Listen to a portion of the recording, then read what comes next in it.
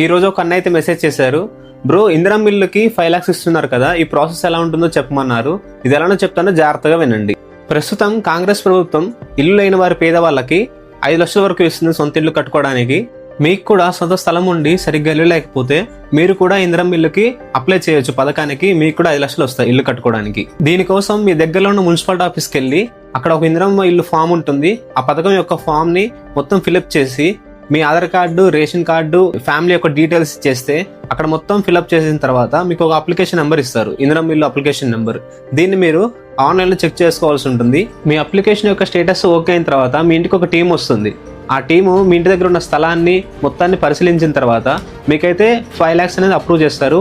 ఈ 5 lakhs అనేది ఒకేసారి రావండి. మీరు ఫస్ట్ బేస్ మెటీరియల్ వేసిన తర్వాత 1 లక్ష, పిల్లర్లు వేసిన తర్వాత 1 లక్ష, స్లాబ్ వేసిన తర్వాత మిగిలిన డబ్బులు, ఇలా కొన్ని డబ్బులు అయితే ఇస్తూ ఉంటారు మీకు ఇల్లు కట్టుకోవడానికి.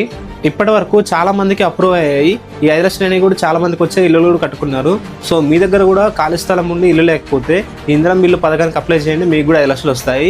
ఈ ఇన్ఫర్మేషన్ అయితే అందరికి షేర్ చేయండి, చాలా మందికి ఉపయోగపడుతుంది. అండ్ ఇలాంటి ఇన్ఫర్మేషన్ కోసం మన ఛానల్ ఇప్పుడే సబ్స్క్రైబ్ చేసుకోండి.